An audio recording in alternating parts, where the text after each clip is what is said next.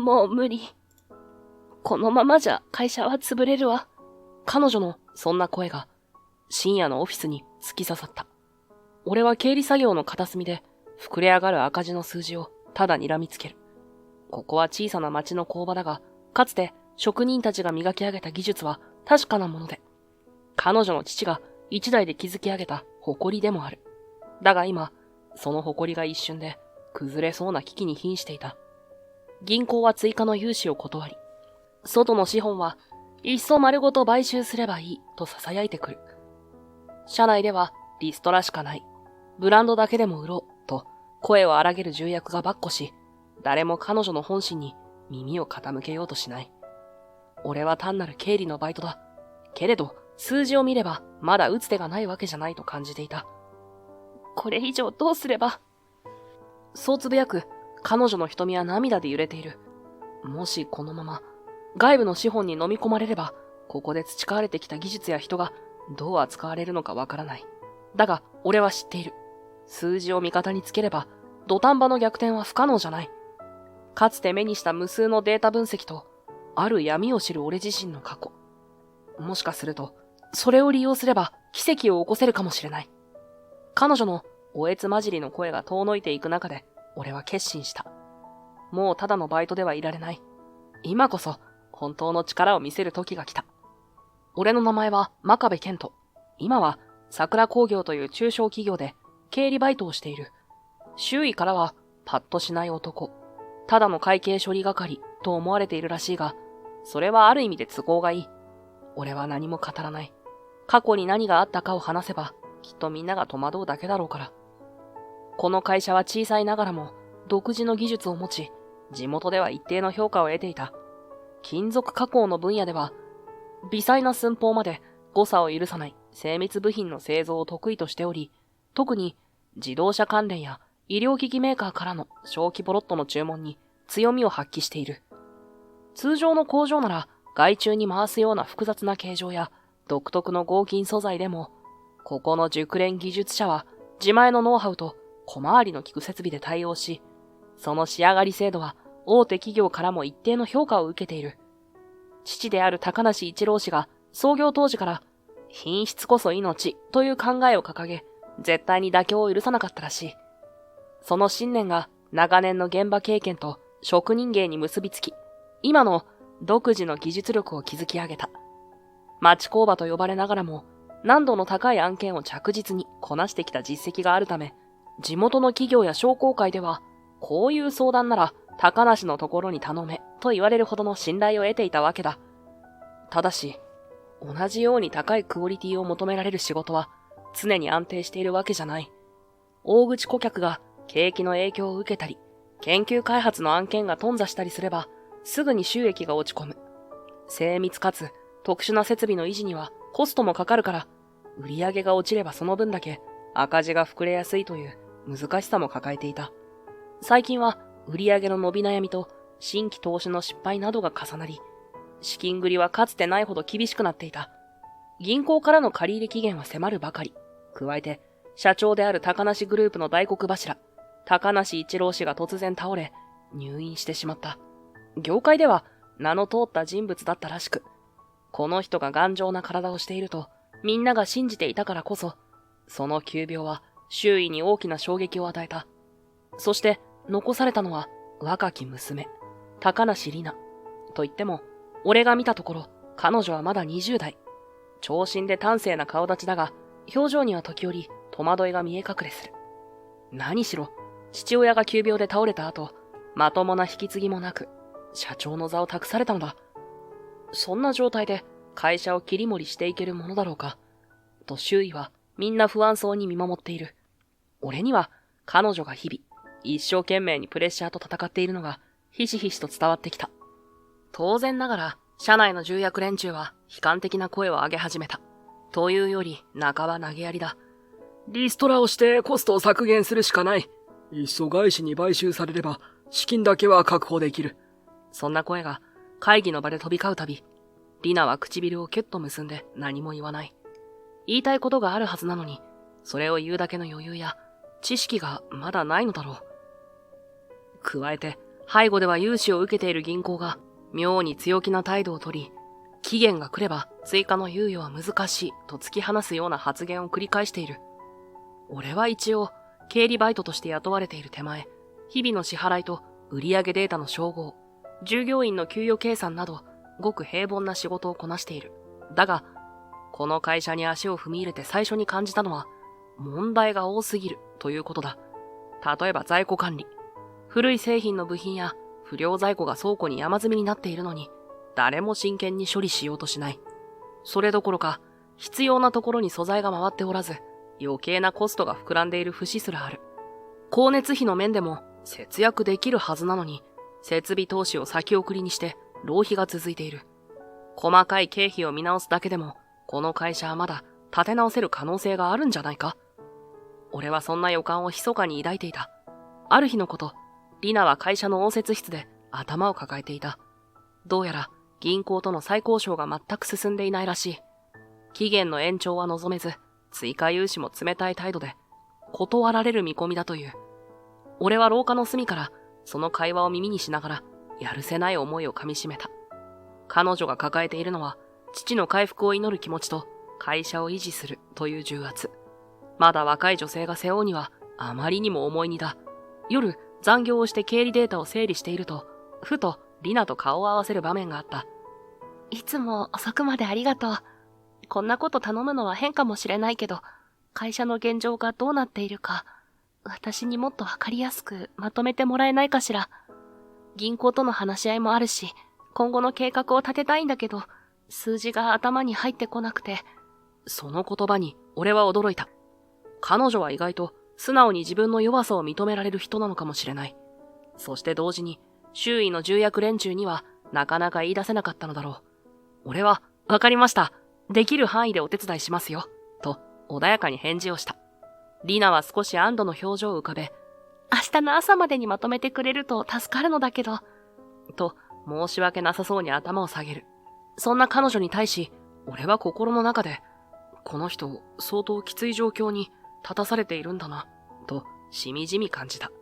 翌朝、まだみんなが出社していない時間帯、俺は仕上げた資料をホワイトボードと一緒に会議室へ運び、簡単なプレゼンの準備を整えた。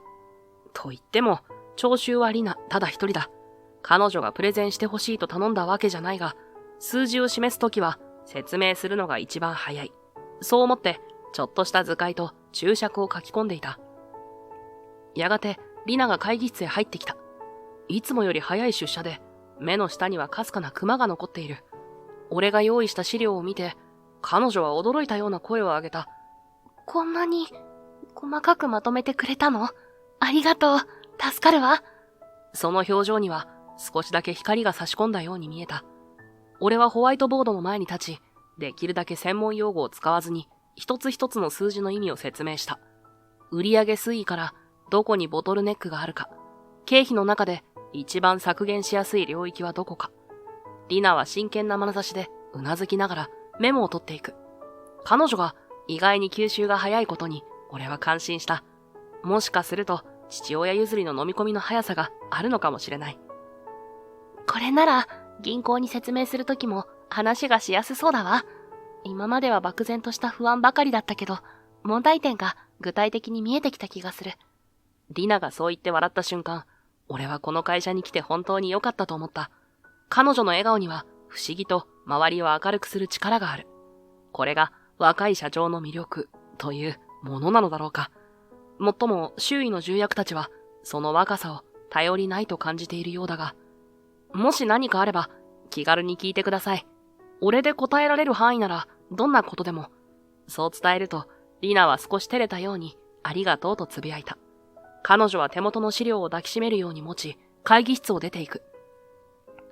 その背中を見送りながら、俺は心の中でそっと息をついた。ここからが本当の勝負だ。銀行を納得させるだけではなく、社内の重役たち、そして外資ファンドの買収話にどれだけ対抗できるか。リナ一人では荷が重い。その分を俺が陰でフォローしていくしかない。その日の夕方、リナが急ぎ足で俺のデスクにやってきた。真壁さん、少し時間いいかしら。もちろん、なんでしょう。周囲には重役クラスがチラチラと視線を送っている。俺ごときバイトに社長が直々に話をしに来るのがどうにも腑に落ちないらしい。だが、リナにはそんな周囲の視線など気にしている余裕はないようだ。経費削減を実行したいの。銀行が何らかの形でコストダウンの成果を見せろって言ってきていて、それであなたに助言をもらいたいんだけど。そう言いながら、リナは俺のデスクを覗き込んだ。俺でいいんですか？重役たちの視線が気になるので、一応念のために聞いてみた。するとリナは、まっすぐ俺を見つめて、はっきりとした口調で答える。あなたは信頼できる。この間の説明、本当にわかりやすかったから。だから、いいかしら。そういうことでしたら喜んで、どこから手をつけるか一緒に考えましょう。俺が答えると、リナは少し安堵した顔を見せる。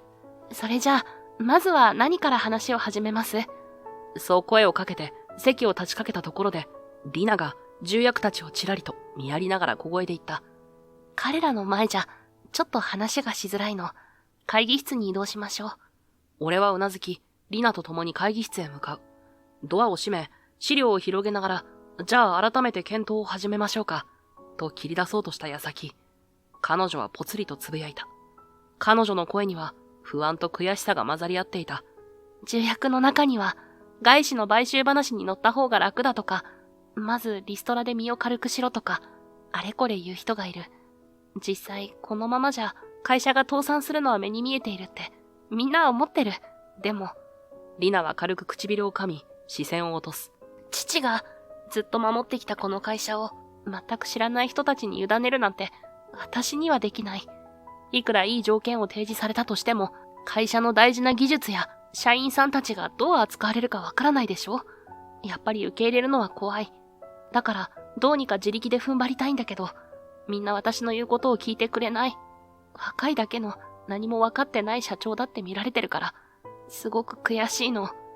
彼女の言葉に耳を傾けながら、俺は確信した。リナは決して強気に見える若手社長だけではなく、会社と社員を一生懸命に守ろうとしている一人の女性なのだ。手探りの中でそれでも前に進もうとしている。あなたでも人を説得できる方法があります。俺は意を決して口を開く。私にそんな方法がある？不思議そうな顔をするリナに向かって、俺は一枚の資料を指さした。そこには光熱費や在庫管理費など、先日まとめたコストの内容が載っている。数字の力を借りるんです。人を納得させたいなら、論理的に、そして具体的な根拠を示す必要がある。口でどんなに情熱を語っても、若い娘が感情的に話しているだけと、あしらわれる可能性が高い。でも、数字と事例を積み重ねて、リズメで説得すれば、そう簡単には文句を言えなくなります。数字の力。リナは資料を眺めながら、しばし考え込んでいる。前に説明した在庫の削減や光熱費の節約、さらに人件費の最適化。これはリストラするって意味じゃなくて、作業負荷や残業を減らして効率を上げる方法を探るってことです。こういった改善策を具体的に打ち出して、これだけのコストが減る見込みがあると提示すれば、銀行にも社内の重役連中にも説得力が増します。理想論を語るのは誰でもできるけど、それを数字で示せる人間はなかなかいないんですよ。リナは真剣な表情で俺の話に耳を傾けていた。やがてすっと視線を上げる。でも、私にはそこまで難しいことを一人でまとめる自信がない。だからこそ俺がいます。これまで経理バイトとして集めてきたデータや、実際の現場に足を運んで得た感触がある。組み立て方や資料の見せ方を工夫すれば、きっと説得力のあるプレゼンができます。社長がこの会社を守りたいと思う気持ちを数字の裏付けでサポートする。そうすれば誰も安易には否定できません。俺がそう言うと、リナは不意に目を伏せ、かすかに頬を染める。どうしてそこまでしてくれるの？あなたはバイトなのに。正面から投げかけられた質問に、わずかに言葉を詰まらせた。好きなんですよ。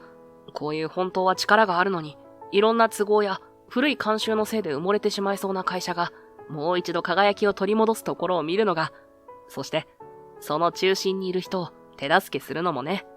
リナはその言葉を聞いて、最初は戸惑ったようだったが、やがて小さく笑みを返した。そっか、ありがとう。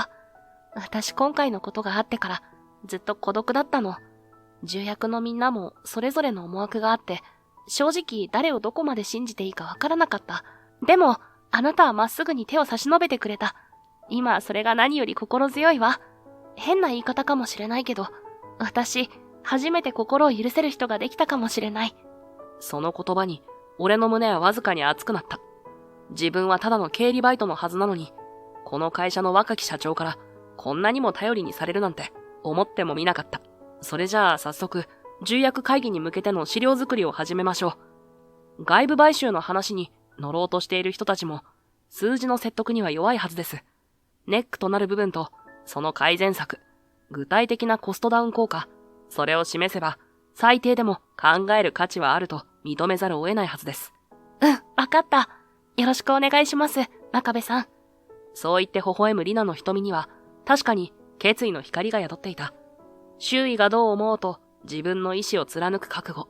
その意志の強さが伝わってくるからこそ、俺もこの会社を救うために本腰を入れようという気持ちになれるのだ。翌朝から俺たちは早速改革に着手した。リナがまとめた数値データをもとに、まずは各部署へ具体的な改善策を示すところから始めた。例えば、在庫管理では、実はどこが管理責任を持っているのかわからない。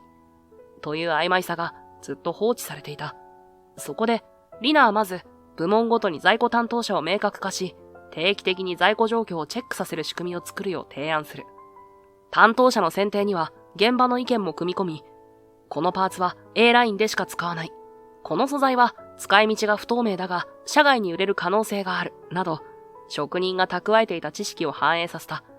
結果として、利用予定のないパーツや素材は思い切って処分するプランが立ち上がった。職人たちは、現場を変えるのは面倒だとぼやきながらも、長年培った知恵を生かして、在庫の配置はこう動かせば手間が減る。この素材はリサイクル業者と交渉すれば利益になるかもしれない、と、次々に具体案を出してくれるようになった。一方、重役たちは当初こそ懐疑的で、若い社長の思いつきに振り回されて、無駄な労力をかけるだけでは、と不満を表にしていた。だが、リナはその場しのぎの思いつきではなく、社内の数字を細かく洗い出した上で提案している。例えば、在庫削減により、年間でこれだけ倉庫管理コストが下がる。作業動線の改善によって、1日あたりこれだけ工数が減る。結果として、年間で10万円の削減効果が見込める。そんな試算をすべて資料化し、わかりやすいグラフや一覧表とともに提示した。この在庫処分計画では、最低でも300万円は回収できる試算になっています。仮に需要が落ち込んだとしても、そのうち200万円分のパーツは外部に売却可能なので、リスクが大きくなる可能性は低いと考えられます。作業レイアウトの変更にかかる初期費用は150万円ほどですが、現在の生産ラインを考慮すると、生産性が 10% は上昇する見込みです。月間の粗利をもとにシミュレーションしたところ、半年程度で投資分を回収できる計算になります。そのように数字の根拠を示されれば、重役たちも反論の手段を失う。リナの提案を無視した場合と、比較した差を具体的に描き出すことで、導入しない選択肢の方がリスクが大きいということが、はっきり伝わったのだ。彼らは表向き、まあ、やってみてもいいだろう、という態度ではあったが、内心ではリナの戦略に一目置かざるを得なくなりつつあった。そうした動きが社内にも少しずつ伝わっていくと、これまで半ば諦め顔だった社員たちも次第に、自分たちが変わればまだ会社は立ち直れるのかもしれないという希望を持ち始めた。作業現場では、こんなことを今までなんでやらなかったんだと笑い合ったり、事務スタッフが率先して書類の電子化を提案してくれたりする。現場から上がってくる声に耳を傾け、じゃあ次はそれも試してみようと、前向きに取り組む空気が社内のあちこちで生まれ始めていた。しかしその頃、突如として外部からの風が吹き込んだ。ある日、重役の一人が、明日投資ファンドの方が来社される。買収の打診らしい。と口にしたのだ。以前から会社の技術目当てで外資系ファンドからの買収提案はちょくちょく届いていたらしい。しかし、リナはその都度、堅くなに断り続けていた。会社を丸ごと飲み込まれ、今まで守ってきた技術や社員の未来がどうなるかわからないのが怖かったのだろう。ところが今回、先方が直接話をしたいと強く要望してきたらしく、とうとう来社する運びとなったらしい。なんでまたこんなタイミングで。廊下ですれ違った重役の一人は、そんな皮肉混じりの独り言を漏らした。確かに、会社が立て直しの手応えを少しずつ感じ始めた今だからこそ、外資としては、一気に取り込もうという腹積もりなのかもしれない。翌日、外資系ファンドの担当者がやってきたのは、朝の朝礼が終わって間もない頃だった。見るからに洗練されたスーツを身にまとい、笑顔は柔らかく丁寧だが、その目の奥にはどこか冷徹な光を宿しているように見える。俺は遠巻きに挨拶だけ交わし、すぐに事務所の隅へ退いた。どうやら今日は重役連中とリナがメインで応対するらしい。彼らが応接室へ入っていくのを見送りながら、俺はそわそわと落ち着かない気持ちを抱えたまま、経理デスクで書類をめくる。しかし、ほとんど頭に入ってこない。外資ファンドの担当者がどんな話を持ちかけるのか、大まかな予想はつく。社員の雇用をそのまま維持します。莫大な資金を投下して最新設備も導入します。経営のノウハウを共有し、利益は最大化します。口当たりのいい言葉を並べ立てた上で、最終的には会社を自分たちの都合のいい形に作り変えてしまう。そんな光景が脳裏に浮かんで離れない。実際の商談は昼過ぎまで続いた。応接室から出てきた重役たちはみんなどこか浮き足立っているように見えた。中にはすでに、これは絶好のチャンスだぞ、と、他の役員に声をかけている者もいる。いつもは渋い顔ばかりしているベテランの重役まで、今までの苦労が嘘みたいだ、とか、もはや買収一択だろう、などと鼻息荒く語っているのが聞こえてくる。やがて、外資ファンドの担当者がすっと姿を見せた。リナと重役数名が名残惜しそうに見送りに出ていく。俺はそのやりとりを少し離れた場所から眺めていた。外資の男は最後まで穏やかな笑顔を崩さず、弊社としても桜工業さんの技術と人材を最大限に活かしたいと思っています。また改めてご連絡いたしますので、どうぞ前向きにご検討ください。と、言葉を残して帰っていく。重役たちは興奮冷めやらぬ様子で、あれこれ感想を言い合っている。いやー、正直こんな好条件とは思わなかったな。リストラしないって明言してくれたのは大きい。資金も確実に投入するそうだし、このままじゃ銀行からの借り入れは返済できないかもしれないし、悪くない話じゃないか。まるで目の前の苦境から救われるかのような熱量で、みんなが買収こそ救済の道という論調になりつつある。その中心に立たされているリナは、微妙に笑みを浮かべながらも、本心が読みにくい表情をしていた。数分後、重役たちの勢いが少し落ち着いたあたりで、リナが小さく切り出した。すみません。少し考えさせてください。急に決められる話でもないですし。でも社長、もう時間がないんですよ。銀行の返済期限だって迫ってますし、下手をすれば倒産ですよ。そうだ、リストラの必要もないって言ってたし、こんなに好都合な条件は滅多にない。重役たちはあの手この手でリナに迫る。だが、リナは、わかってるわ。と言葉少なに答えるだけだった。最後に、とりあえずまた会議を開いて検討しましょう。と一旦引き取り、重役たちも渋々ながら散っていった。やがて、フロアに残ったのは俺とリナだけ。彼女は一息ついてから、まっすぐ俺の方へ向き直る。真壁さん、ちょっといい？はい、もちろん。そう答えた瞬間、リナは周囲を気にして、一緒に来てと小声で言う。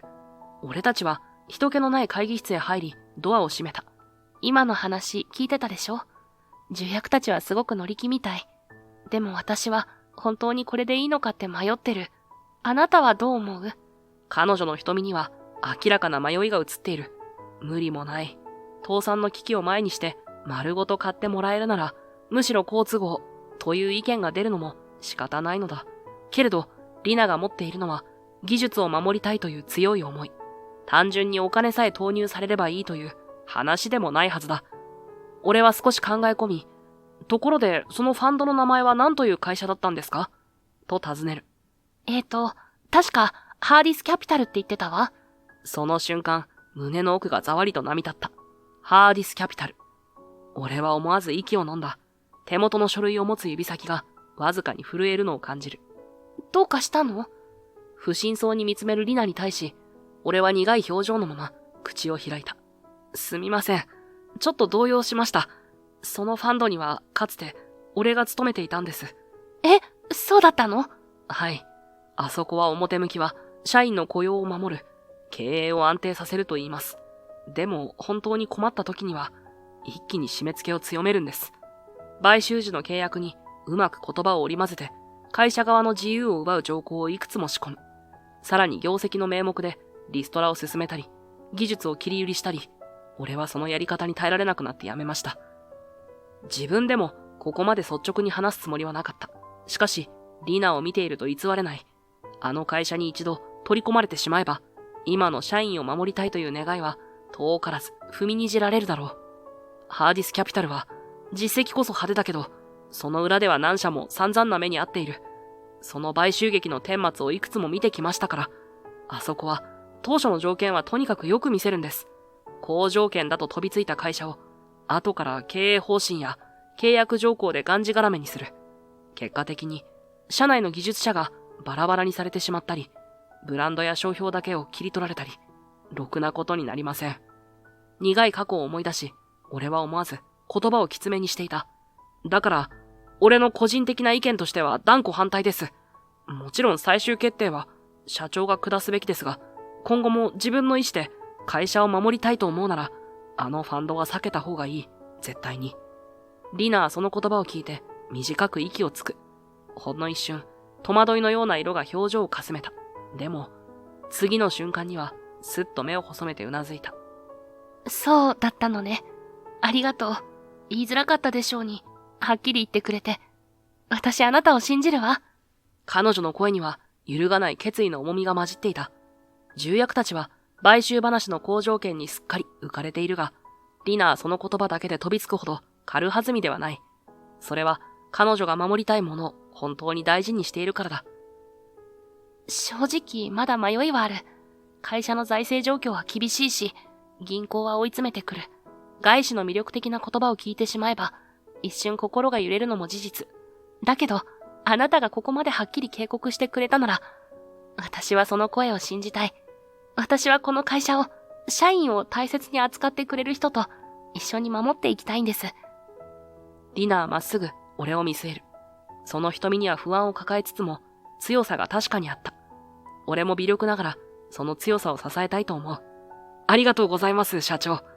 俺にできることなら、どんなことでも協力します。まずは重役たちをどう納得させるか。そこが大きな課題になるわね。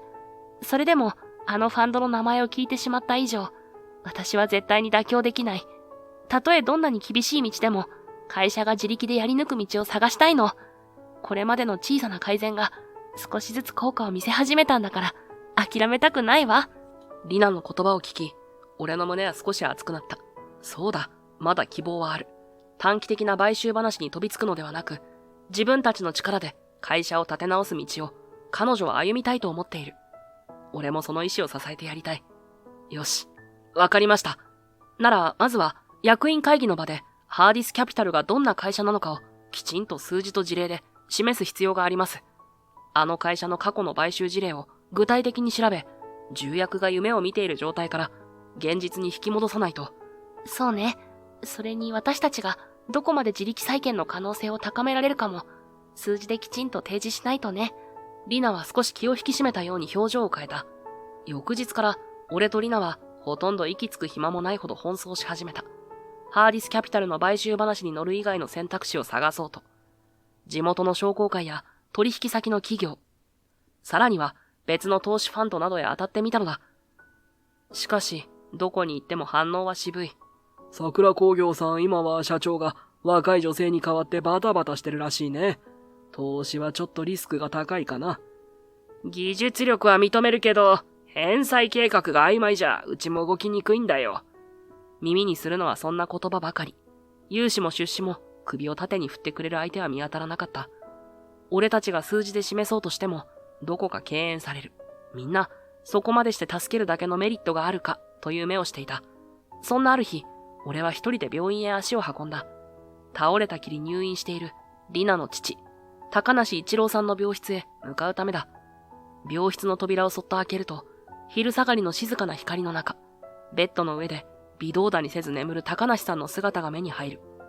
生命維持装置がかすかに機械的な音を立て、枕元には点滴のパックが吊るされている。意識は戻ったりまた遠のいたりを繰り返しているという話だったが、今日のところは眠りが深いようだ。声をかけられる状態ではないと分かっていても、俺はベッド脇の椅子に腰を下ろし、そっと視線を落とした。高梨さんの痩せた横顔を見ていると、自分の胸の奥が痛む。いつも豪快に笑っていたあの姿を思い出すと、今の静かな寝顔はまるで別人のようだ。高梨さん、俺、あなたとの約束、まだ果たせていません。小さくつぶやいてから、自然と意識はあの頃の記憶へと遡っていく。俺が MBA を取得したのは、ボストン近郊にあるビジネススクールだった。名門と言われる大学で、幸い成績はトップクラスをキープし、最終的には首席で卒業することができた。同期からは、すごいなあ、将来は投資銀行にでも入るのかと、羨望の眼差しを向けられたし、実際俺自身も世界を舞台に活躍できる人材になるという大きな夢を抱いていた。卒業後、俺は外資系ファンドであるハーディスキャピタルに就職した。最先端の M&A 手法や財務分析を駆使する現場は刺激的で、最初のうちはここで経験を積めばきっと自分は大きな成長を遂げられると信じていた。だが、その感覚が薄れるまでそう時間はかからなかった。俺が配属された部署はいわゆる特殊案件を扱うチームだった。買収対象となる企業を徹底的に調査し、利益が出ると思えばすぐさま札束を積んで取り込む。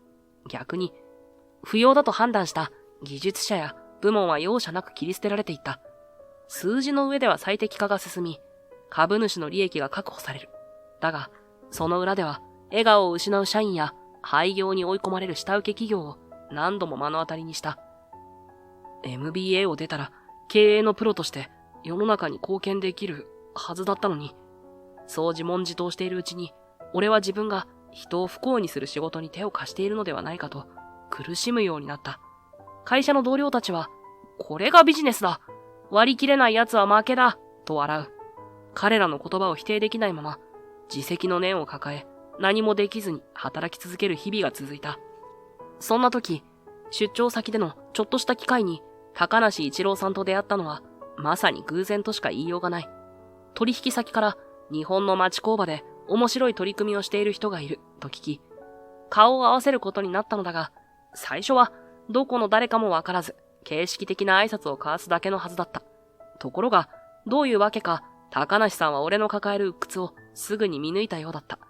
雑談の合間、ぽつりと、君、仕事が楽しくなさそうだね。と言葉をかけてきたので、思わず胸の奥がざわついた。あんなに悟られないようにしていたのに、どうして分かったのかと不思議で仕方なかったが、気づけば俺はハーディスでの日々や抱え込んでいた苦悩をポロポロと話していた。高梨さんは黙って最後まで聞き、柔らかい視線を向けると静かに、しかし力強く俺を諭すように言ってくれた。数字はもちろん大事だが、その裏で生きる人を見失ってはいけない。ビジネスをする以上、全員を満足させるのは無理かもしれないが、それでも心から納得できない仕事を続けるのは、いつか自分を傷つけてしまうことになる。胸を張って、これは正しいと思えない道なら、たとえ大きな金や地位が得られたとしても、そこに本当の幸せはないんじゃないかな。その言葉は、当時の俺にとって、一歩踏み出すための後押しとなった。まるで、自分の思いを肯定してもらえたように感じたのだ。俺が心底ほっとした顔をしたのを見て、高梨さんは小さく笑いながらさらに続けた。まあ、すぐにやめろとは言わないよ。ただ、どうしても辛くて身動きが取れなくなったら、勇気を出して一度立ち止まってみな。逃げるんじゃなく方向を変えるんだ。そうすればきっと今とは違う景色が見えてくる。高梨さんがそう言ってくれたとき、俺はまるで足元がふっと軽くなるような感覚を覚えた。ずっと苦しんでいたのに、たった一言で心がほどける瞬間があるなんて考えたこともなかった。結局、俺はその言葉に背中を押される形で、ハーディスキャピタルとの縁をきっぱり断ち切った。もちろん周囲には反対する者もいたけれど、もうこれ以上自分を偽って働けない、と腹をくくったとき、不思議なほど後悔はなかった。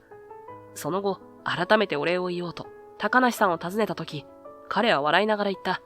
別に礼を言われるようなことはしていないよ。俺はただ、自分が思うことを口にしただけさ。でもそうだな。もし今度うちが大変になった時は助けてくれよな。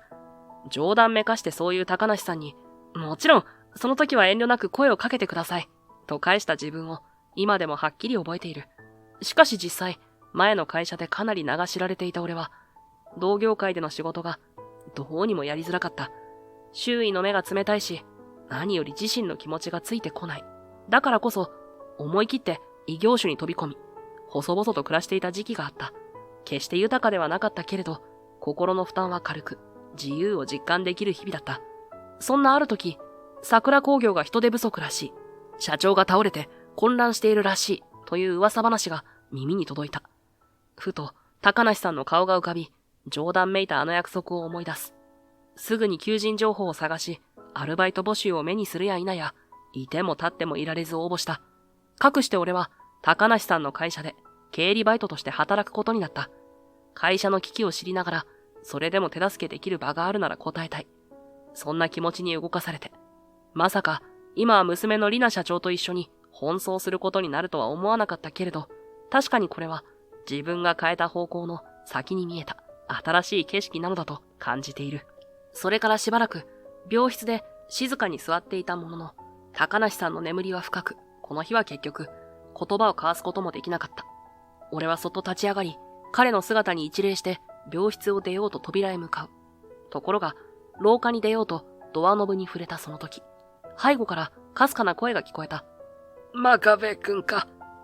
思わず振り返ると、ベッドの上の高梨さんがかすかにまぶたを開いてこちらを見ていた。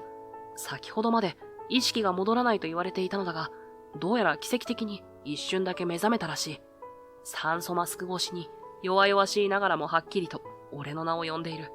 高梨さん、大丈夫ですか？無理しないで。俺が駆け寄ると、高梨さんはやっとの思いで呼吸を整えながら、精一杯の笑みを浮かべるようにして、低い声で囁く。すまないな。心配ばかりかけて。リナはどうだ？リナさんは一生懸命に会社を守ろうとしてます。どうにか自力で再建したいと。そうか。あの子は強がりなところがあるから、支えてやってくれ。もちろんです。高梨さんの会社は、俺にとっても恩ある場所ですから。そう言うと、高梨さんはかすかにうなずき、次の言葉を口にした。そういえば、真壁くん覚えているか？昔君が担当していた小さな工場。どこだっけ、あれは。そこまで言いかけて、声が小さく途切れそうになる。俺が慌てて身を乗り出すと、高梨さんはかすれた声で続きを紡ぐ。確か、特殊素材を扱っていた企業だった。君が買収チームの一員で苦労していたと聞いたことがあるんだ。ああ、多分あそこですね。今は大手メーカーの傘下に入ったらしいですが。そう、そこがまだ活かせるはずだ。きっと彼らにも事情がある。高梨さんはそこまで言うと息を詰まらせるようにして苦しそうに咳き込んだ。点滴スタンドが揺れ、医療機器が小さくアラームを鳴らす。俺はもう休んでくださいと声をかけながらナースコールを押そうとした。すると高梨さんは最後にもう一言だけかすれた声を絞り出した。頼む。リナを、会社を守ってくれ。それきり彼のまぶたは重く閉じ、再び深い眠りに戻ってしまった。やがて看護師がやってきて、そっと容体を確認しながら静かに処置を施す。俺は看護師に小声で礼を言うと、邪魔にならないよう部屋を出た。高梨さんが言い残したヒント。かつて俺が買収に携わった小さな企業。それはもう何年も前のことだ。ハーディスキャピタルの指示で投資先を探していた俺は、その町工場の経営者を説得して大手メーカーの傘下に組み込んだ。おかげで企業としては生き残りに成功したものの、当時の買収過程で彼らもそれなりの痛手を負ったはず。今更協力を仰いでも門前払いされるかもしれない。それでも何か糸口が見つかるかもしれない。そう思い、俺は思い切ってアポイントを取ることにした。意を決して向かった先はシグママテリアルという小規模な材料メーカーだった。かつて俺がハーディスキャピタルに在籍していた頃、買収の対象としてリストアップされ、実際に俺自身が先方の経営陣と交渉して大手メーカーの傘下に入り込ませた企業だ。企業としては延命に成功したのだが、先方からすれば一方的に買収を押し付けられた苦い過去でもある。シグママテリアルは特殊合金や新素材の開発を得意としていて、近年は炭素繊維複合材の金属接合技術などで注目を集めていた。もともとは町工場の延長のような小さな組織だったが、買収後は大手メーカーの研究部門から資金と知見を吸収し、ある程度は事業を拡大していると聞いている。ああ、真壁さんでしたか。ずいぶん久しぶりですね。シグママテリアルのオフィス。受付を通され会議室のドアを開けると、そこにいたのは、かつて俺がハーディスキャピタルの一員として買収交渉を行った相手。営業企画部の島津課長だった。40代後半くらいだろうか。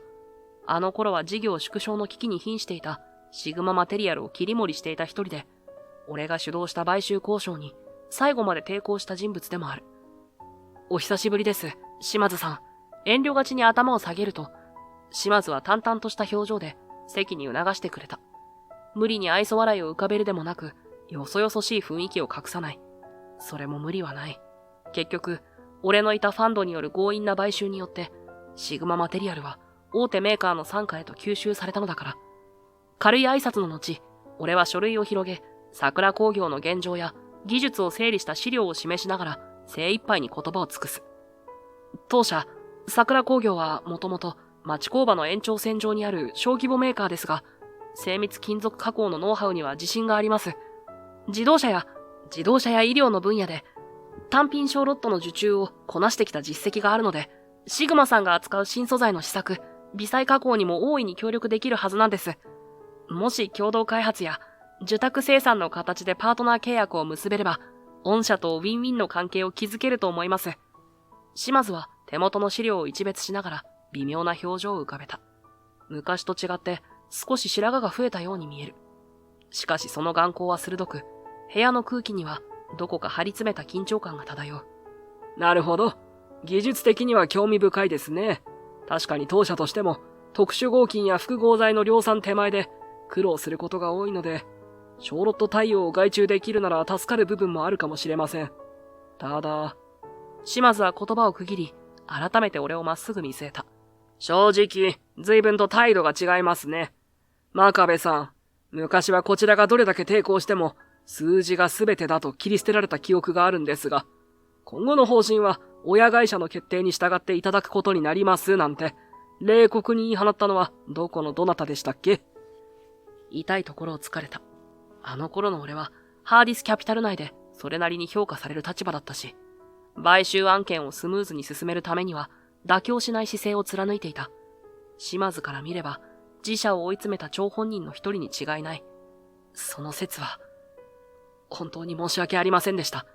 素直に頭を下げる。今更謝罪したところで彼らの傷が癒えるわけではないことは重々承知している。それでも俺の今の本心は助け合いたいという思いに尽きる。しかし島津はわずかに苦笑を浮かべるように唇を歪めた。うちはあなたたちのおかげで延命こそできましたが、結局親会社の都合で研究開発の方向性が変わったり、人員整理があったりして、社内はしばらく大混乱でしたよ。こんなはずじゃなかったと嘆いた社員も大勢いました。もちろん今では少しずつ成果が出始めてはいますが、重々承知しています。本当に申し訳ありません。だからこそ、今度は違う形で一緒にやりたいと思っているんです。桜工業なら、記者の強みをさらに広げられる可能性がある。どうか、もう一度だけ。俺が身を乗り出してそう訴えると、島津は静かに手を挙げて制した。お気持ちはわかりました。でも正直なところ、桜工業の経営状態が良くないという話は耳にしています。いくら技術があっても、先行きが不透明なところに大掛かりな案件は任せられない。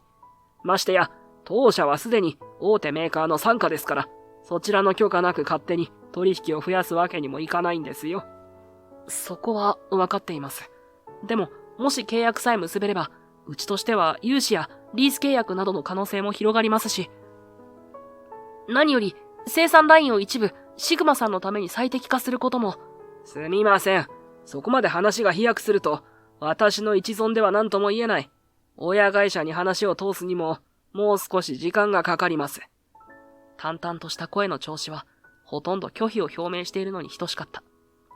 俺は懸命に食い下がる。頭を下げ、一枚でも多く資料を見せて、シグママテリアル側に考える余地を与えようと試みた。お願いします、島津さん。少しでも可能性があるなら、今の桜工業には大きな力になります。こちらからも資金繰りやコスト削減をさらに詰めて、具体的なプランを提示します。ですから、どうか、せめて資料だけでも読んでいただけませんか。後日、改めてご説明に伺いますから。俺が差し出した封筒を見下ろし、島津はうっすらとため息をつく。彼の中にある俺への不信感や過去のわだかまり、それは簡単には消えないだろう。けれど、彼もまた企業人として提案を完全無視するわけにはいかないらしく、最後には、まあ、拝見はします。とだけ呟いてくれた。会議室を出る前、俺はもう一度深く頭を下げ、ありがとうございます。それではまた、追ってご連絡させてください。と伝える。島津はそれ以上何も言わず、ただ無言で軽くうなずいただけだった。ビルを出ると、外はすでに薄暗くなりかけている。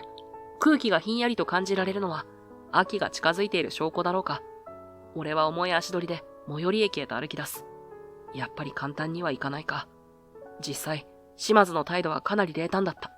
昔の買収で痛い目にあった恨みもあるだろうし、親会社の意向を無視できない立場という事情もある。こちらがいくら熱意を示しても、タイミングと条件が噛み合わなければ、契約には至らないだろう。ふと視線を下げた俺は、スマホの画面に残るスケジュールと資金繰り表に目を落とす。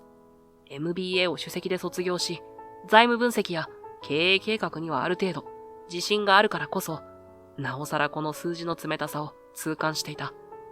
売上と返済スケジュールを組み合わせると、ここから最低でも5000万円の追加資金が必要。そこに対して新たな融資も厳しい状況じゃ、今の営業利益だけではとても足りない。頭の中で警鐘が鳴り響いている。むしろ、このままでは倒産が避けられないという現実が鮮明に浮かぶ。夜の帳が降りた街の外れ。住まいからほど近いコンビニの前で、俺はぼんやりと街灯の光を見上げていた。あまりに仕事のことで頭がいっぱいで、食欲すら湧かない。そこへ、背後から足音が近づいてくるのに気がつき、振り返ると、よう真壁、久しぶりだな。革靴で舗装を踏む硬い音とともに、現れたのはかつての上司、朝倉だった。ハーディスキャピタル在籍時代、俺を買収チームに配属し、徹底的に数字でビジネスを組み立てる手法を叩き込んだ男だ。40代半ばくらいのはずだが、仕立てのいいスーツと背筋の伸びた姿勢は相変わらず、周囲の薄暗い路地との対比で、妙な威圧感すら漂っている。どうしてここに？思わず、軽快の色を隠せずに問うと、朝倉は肩をすくめて笑った。偶然じゃないさ。調べればすぐわかる。仕事場ではなかなか話せないと思ったからな。外でなら、もう少し正直な声を聞けるかと思ってね。その物言いに、ハーディス時代の記憶が蘇る。彼の仕事ぶりはとにかく狡猾で、そして冷静だった。目的のためには手段を選ばないが、一方で部下の能力を正当に評価し、伸ばすのがうまい。かつて俺は、その管理されながら自由に動かされている感覚に息苦しさを覚えつつも、自分の才能を認めてもらえていると錯覚してしまった。お前が桜工業で何をやってるのか、大体は把握している。どうやら、資金がもうギリギリらしいじゃないか。朝倉は言いながら、静かに視線を俺に合わせてくる。街灯の光が、彼の横顔を鋭く照らし、笑みを浮かべた口元の形が、わずかに歪んでいるようにも見える。だから提案だ。お前が戻ってくるなら、ハーディスとしては破格の条件で買収してやってもいい。いや、正確には投資先という形でも構わない。要は、桜工業をうちのグループに取り込む方向で動いてやるよ。出資という形で、即時に必要な資金を用意してもいい。朝倉の言葉に思わず息が詰まる。確かに、ハーディスキャピタルの豊富な資金力を思えば、5000万円程度の不足分は瞬時に手当てできるだろう。それを投資と呼ぶかどうかはともかく、金が動けば、今の桜工業には救世主のように見える。ただし、その裏でどんな条件が付随するかは想像に難くない。なんでそこまで？素直な疑問をぶつけると、朝倉は薄い笑みを浮かべながら首をかしげた。簡単な話だ。お前の才能を買ってるからさ。MBA を首席で卒業して、誰よりも数字に強い。かつて、俺の下で抜群の成果を上げてくれた。お前がハーディスを辞めてから、うちがどれほど痛感したと思う？真壁さえいれば、あの案件ももっとスムーズに解体できたのになってな。解体できたという冷酷な言葉に思わず胸の奥がざわつく。けれど、朝倉は構わず続ける。お前もわかってるだろ。お前ほどの男は町工場なんかじゃ宝の持ち腐れだ。それに、俺はお前を戻せば一気に仕事がはかどる。お前が分析した数字は常に正確で、ミスがない。買収後の再編をスピーディーに進めるには、お前が必要なんだよ。まあ、そういう意味じゃ、桜工業の技術なんかより、お前の頭脳の方が大事ってことだ。朝倉の瞳には、どこか狂気に近い光が宿っている。昔からそうだった。合理的で効率を最優先にするくせに、人の才能には妙な執着を示す。彼は、俺を社内で引き上げながらも、いつも、お前はもっと数字を使いこなせ。情や感情で仕事をするな。と言い聞かせてきた。今も同じだ。結局、朝倉が見ているのは人間ではなく、使える駒としての俺。悪い話じゃないと思うぞ。お前は桜工業を救いたいんだろ？だったら、うちの支配下に入れればいい。それで資金問題はすべて解決する。しかも、お前自身も好待遇で迎えてやる。これ以上の条件はないはずだ。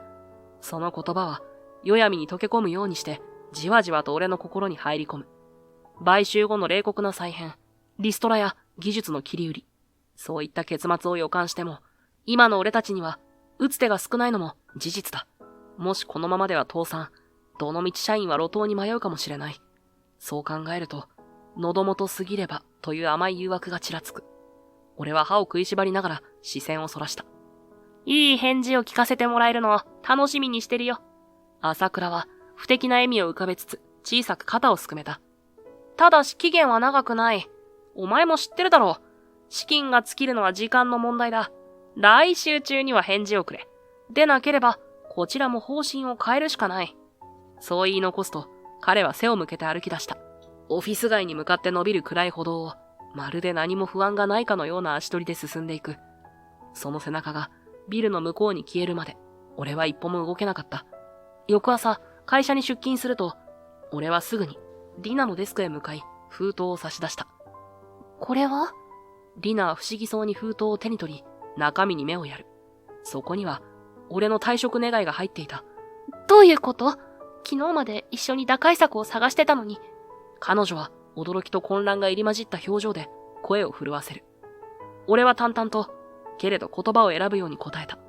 考えたんですよ。自分にできることを。やれることは全部やったつもりでしたが、これしかないと思って。それきり説明を付け足さず、ペコリと頭を下げる。リナはそれを見て、戸惑いながらも目を伏せた。そばを通りかかった重役連中は、俺の退職願いに気づくや否や、軽蔑するように鼻を鳴らす。所詮バイトだもんな。責任感のかけらもない。気楽でいいよな。何も背負わなくて済むんだから。こんな土壇場で逃げるなんて、ほんと呆れたよ。顔をしかめて嘲笑する彼らの言葉を、俺は何も言わずに聞き流した。リナが弁解してくれようとしている気配を感じたが、それを制するように首を振り、その場を後にした。翌日、本来なら、ハーディスキャピタルによる買収交渉が正式に決まる日。だが俺は、すでに桜工業を退職しており、その場にいることはできなかった。朝からなんとなく落ち着かずに街をさまよい、昼過ぎになって適当に入ったカフェのテレビモニターで、そのニュースが流れているのを見つけた。大手ニュース番組が外資ファンドの不正疑惑を大々的に取り上げている。画面の片隅には桜工業の社名がちらりと映る。ハーディスキャピタルが関わったとされる不正取引。監督官庁への内部告発があった模様で、俺は思わず息を飲んだ。昨日、退職願いと一緒にリナへ託したある資料のことがすぐに頭をよぎる。もしリナがそれを使って本当に告発へ踏み切ったのなら。次の瞬間、画面が切り替わり、記者会見の様子が映し出された。そこにはリナの姿があった。社内なのか、あるいは臨時の記者会見場なのか、フラッシュが焚かれる中で、リナはしっかりと前を向いている。桜工業の社長、高梨里奈です。今回の外資ファンドからの買収提案をめぐり、当社は経営上の非常に大きな問題を抱えておりました。けれど、社内で調査しているうちに、ハーディスキャピタルによる違法性が疑われる取引の事例が浮かび上がってきました。ですので、弊社としては、告発を行う以外に選択肢はありませんでした。リナの声が少し震えているのがテレビ越しにも伝わってくる。慣れない記者会見の場。追い詰められた会社の事情。それでも、この道を選んだという決意の色が彼女の表情を引き締めていた。私たちは自社の経営を守るために買収を受け入れざるを得ない。そう思い込んでいました。でも実際に調べてみると、ハーディスキャピタルには数々の違法行為が疑われる実態があったんです。もしこのまま提案を受けていれば、社員や技術がどうなっていたか、想像しただけで恐ろしくなりました。いつもはどこか活気に満ちたリナの声。それがテレビ越しに聞こえる今は、張り詰めた切実さが滲み出ていた。ニュース番組に急遽設けられた会見の映像は、生中継で桜工業の現状を映し出している。リナはフラッシュの嵐にさらされながらも、まっすぐ前を見据えて言葉を紡いだ。実は、社内で改めて調査するきっかけになったのは、ある人が残していってくれた資料でした。彼がいなかったら、私は今頃何も知らずに買収を受け入れていたかもしれません。その言葉を聞いて、俺は小さく息を飲んだ。昨日、退職願とともにリナへ渡した封筒に入れた書類。それは、かつて俺がハーディスキャピタルに在籍していた頃に目の当たりにした法令違反スレスレの実態を記録したものだった。裏帳簿や架空取引、買収後の不正なリストラ手法。俺は当時、組織の歯車に過ぎなかったが、それでも、これは明らかにおかしいと感じた情報をこっそりコピーしていた。ハーディスを辞めるときに処分しようかとも考えたが、いつか役に立つかもしれないと思い、処分できずに手元に残していたのだ。もちろん、あの書類が表沙汰になれば、朝倉やハーディスの連中が黙っているはずはない。今頃、怒り狂っているに違いない。俺自身、買収時代には、多かれ少なかれ、その手法に加担していた身だ。あの会社に復帰する可能性など、最初から考えていなかった。見つけてくれたんだな、リナさん。店内のテレビ画面には、まだリナの姿が映っている。彼女は泣きそうな顔を一生懸命にこらえながら、強い調子で言い放つ。私は、その人には本当に感謝しています。もう退職されましたけど、あの人がファンドの本当の姿を教えてくれなかったら、桜工業は取り返しのつかない道を選んでいたかもしれない。もしこの先、会社が立ち直ることができたら、また一緒に働きたい。そう思っています。リナの瞳には確かに涙が滲んでいるのに、背筋はまっすぐ伸びている。その姿が頼もしく、そして痛々しくもあった。俺は目を伏せ、胸の奥が熱くなるのを感じる。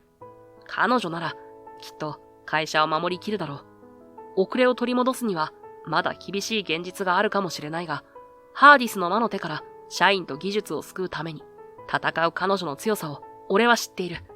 俺がここに残れば、きっと朝倉は何かしらの圧力をかけてきたはずだ。そうならないためには、今回のやり方しかなかった。でもリナは書類を使ってあのファンドの闇をきちんと明るみに出してくれた。これで桜工業が誤った道を踏まずに済む。そう思えば退職という形を取った自分の決断も間違いではなかったのだと少しだけ救われる気がする。カフェのテレビ画面がエンディングのフリップへ移り CM に切り替わった。俺は小さく息をつき震える手を押さえながら席を立つ。一緒に働きたいか。そう言ってもらえるだけで十分だよ、リナさん。いつかまた胸を張って帰れる日が来るなら、その時こそ本当の恩返しができるはずだ。そう心に誓いながら、俺はテレビで映った彼女の泣きそうな笑顔を思い出し、かすかな微笑みを浮かべて足を進めた。カフェを出て少し経ったところで携帯電話が鳴り響いた。番号を見て嫌な予感がするが迷わず出る。もしもし。よくもやってくれたな、真壁。凄まじい土器を含んだ声が受話器越しに響き、俺は一瞬だけたじろいだ。しかし、ここでひるむわけにはいかない。どういうつもりだ？まさかお前が告発のネタを仕込んでいたとはな。おかげでうちは大混乱だ。朝倉の怒号に対して、俺は静かに言葉を選ぶ。あなたたちがやってきたことは、あまりにもひどかった。合法ギリギリどころか、完全に違法行為に踏み込んでいた案件もあっただろう。自分もかつてあの会社にいて、何もできなかったことを後悔してる。でも、今回は見過ごせませんでした。ざれ言を。お前がいれば丸く収まったかもしれないのに。この裏切り者め。貴様そんな小細工して、何になると思ってる。怒り狂う朝倉の声に、俺は初めて落ち着いた口調で言い返した。何になるかはわかりません。ただ、あなたたちがまた誰かを不幸にするのを見ていられなかった。それだけです。ふざけるな。お前こそ本当に生きる場所がなくなるぞ。そこで一瞬、俺は言葉に詰まる。しかし、すぐに意を決して返す。生きる場所くらい、自分で作ります。俺はこれからも、守りたいもののために動いていく。あなたの下で働いていた時の自分じゃ、きっと想像もできなかった道ですけどね。